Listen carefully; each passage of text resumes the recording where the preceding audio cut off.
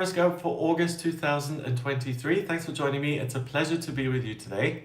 I'm going to have a look at what the planets are doing in August, what energy they create amongst themselves, and how that's going to influence you in August 2023. These monthly horoscopes are for sun sign first. So if your sun is in Pisces, that's first. Then it's for the ascendant, and then finally it's for the moon. So if your sun is in Pisces first, ascendant in Pisces second, moon in Pisces third. Okay, so what's interesting about August is that we've got Venus, the planet of love and beauty and creativity, that's in retrograde from the 22nd of July until the 3rd of September.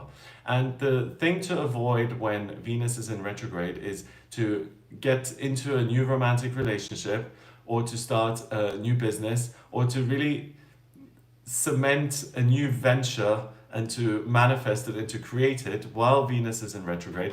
Because the problem is that Venus is the empress, right? It's the planet of love. She is abundance and she waves her wand and things grow and flourish. So when this planet is in retrograde, any of those ventures which need to have a positive life of their own and develop and thrive and flourish as you go, they don't have as such the support of Venus if those things are started during a Venus retrograde, because Venus appears to be going backwards and she's not in the picture. So it's relationships which fall apart for no reason. It's businesses where you really cared and then suddenly you don't care at all. And it's like, what was I thinking? And that's why it's important not to really commit to something long-term during a Venus retrograde, because it's your perception that's skewed. So what's interesting, Pisces, is that out of all of the signs, I really want to warn you about August a little bit, because most of your energy is concentrated in the 6th house of work, daily routine and physical health, and your 7th house of relationships. So all things which are governed by Venus, new businesses, new relationships. Because this Venus is in retrograde the entire month, you're going to be focused on those areas, but you're going to feel somewhat stifled or like you need to hold back, which can then create a lot of frustration. So the key thing here is Venus is at 26 degrees in Leo. To focus on things which are really personal, I think will work very nicely. So looking at your health, the way you eat, looking at your daily routine, whether that's productive and helpful to you feeling good and energized, or whether you're run down and tired for a reason. It's looking at your work and asking, what is it that I enjoy in my work and what is it that I don't enjoy so much and what could I possibly change in future. But it's not so much about taking action right now, it's about taking stock of things and seeing how could I change things moving forward. But the problem with you, Pisces, I feel, and this is very out of character for you, is that here in August, I don't think you're going to have a lot of patience. And as soon as you think something or feel something, you're going to want to run with it. And that's what I'm telling you, to resist that urge to immediately put things into practice or action. And instead, in August, if you possibly can, I'd like you to be in the role of the researcher, the person who steps back from the goings on and who analyzes what's happening before they take action. So on the 1st of August, we have a full moon in Aquarius, and that full moon happens in your 12th house of spirituality and spiritual strength. So you're going to start this month feeling super connected. You'll find it easy to communicate with people. You'll be creatively inspired in terms of your work, in terms of your relationships. And for you, it's all systems go. Things are really unproblematic. The problems that come in are particularly those where you find something is super straightforward in your work and you get a bunch of backlash or a lot of obstacles placed in your path. Or you think everything is okay in your relationships and suddenly you're at lunch with a friend and they start criticizing you about your perceived behavior. So it's interesting because you go into this month feeling pretty upbeat and capable and confident, and then it's via other people and the institutions you belong to that potentially you may get some feedback which lowers your energy and which makes you think like, God, if they don't appreciate me, why am I even bothering? And then the tendency or the potential is for you to check out completely and to say, well, to hell with all of this. And that's what I would encourage you not to do. So being careful around how much you give of yourself and how much you expect in return. If you go into the situation kind of assuming, do you know what, I'm not going to get so much in return this month, I'm going to get the minimum. It's not saying that I'm only going to contribute the minimum or do the minimum, but I'm going to manage my own expectations and not expect every door to be flung open just because I've spoken. Does that make sense? I think that'll help you to kind of navigate this, because I don't think it's going to be a smooth ride in terms of the response you get from other people. Yeah. On the 16th of August, we've got a new moon in Leo, and that also happens in your 6th. So in terms of your health and in terms of the ability to exercise and to get strong and to eat well and to enjoy your life and the present moment and to meditate and to really be in the now, that's something you're very good at. So anything that helps you do that, exercise, travel, playing with the kids, being with your partner, anything that makes you feel like, wow, it's good to be alive right now.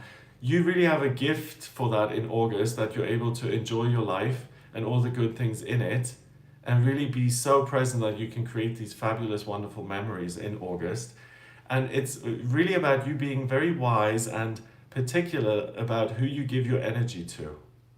If you have a sense that it's going to be rebuffed or dismissed or unappreciated, then really focus on where you can be happy and on the same page with someone else. The other thing is that you're not going to be struggling to get motivated. So even if there are challenges, you may even find it quite easy to overcome them. On the 23rd of August, we've got Mercury, the communication planet, going retrograde. And now we also have Mars direct in Virgo in your 7th house. We have the transiting midheaven, which has to do with your work in Virgo, and the Sun, now at 0 degrees in Virgo on the 23rd of August in your 7th. So what's going to happen is that communication really, as far as, I don't know how to say this, but you're very unlikely to be wrong in your perception of what's happening between you and another person. Because you've really gone into the situation kind of with good intentions and without any kind of dodgy agenda. And if things do go awry, for the majority of the month until the 23rd, you'll be able to pick up the reasons and the motivations behind a lot of those things. From the 23rd until the end of the month and until Mercury goes direct again on the 15th of September, it's going to get more challenging for you to identify why something is going awry. So instead of saying, oh, it's because, they want me to fail at this because they have a financial interest in this and they don't want someone else to come in, for example, that makes sense. From the 23rd of August until the 15th of September, you may get a bit muddled about the motivations and you may lose the big perspective. And you may get a bit muddled and say, well, is it my fault or their fault or the institution's fault or what's going on here? Again, causing you to say, well, if I can't figure it out, bye-bye to all of it, I'm just going to do nothing. So that's the thing I would kind of caution you about, is like this sense of apathy that, oh, everything and everyone seems to be against me right now, I might as well give up. Please don't. Keep going and just keep kind of readjusting until you find a good receptive home for your ideas and what you're looking at and what you're doing. On the 28th of August, we've got Uranus going into retrograde until January 2024. Uranus is in Taurus in your 3rd house of communication, and Jupiter is next to it, both in Taurus. So from the end of August going through really until January next year, the way you communicate is very solid. And you can usually rest assured that, do you know what, I am being upfront or I am being factually accurate. If things blow up here or something devolves into a complete disaster, be really reluctant or slow to point the finger at yourself and at least look around you and say, could the reason for this not working out be someone else's intentions or an institution's desires or whatever it may be? Don't be so quick to point the finger at yourself and to say, oh, well, I must have been wrong. So with that said, from the end of August until January next year, any ideas that you get for practical things like businesses, investments, new relationships, organizing an institution, anything like that, really focus on the ideas that you've got and really treat it as if it's the most valuable idea, because you're going to get a lot of useful information and insights just from within. The problem so much in August particularly is what you're getting from other people and filtering that out and not letting it affect you too much. At the end of the month, on the 30th of August, we've got another full moon, and it's the second full moon of the month, so it's known as a blue moon. And this blue moon is a super moon. It's really close to the Earth. It's closer than it's going to be at any other time in 2023. So this full moon is really going to influence us, and we'll feel it much more than other full moons. And it's in your sign, it's in Pisces, and it's in your first house of self. So that's good news in the sense of you may start to feel that you are right, that your ideas do have value, that it's not always your fault. And kind of just ease into that and let it kind of guide you for the next couple of months, September moving forward, because I think the majority of people kind of contradicting you and working against you is going to be here. Am I back? It said unable to connect. I'm sorry that the connection is just gone. That's unfortunate. I'll have to look at how much actually recorded. What I just wanted to say about Pisces and the energy that's influencing you here at the moment. I've noticed that people who are very spiritually connected and have really valuable insights are often very timid or often very sensitive to criticism, and therefore they keep those wonderful ideas to themselves.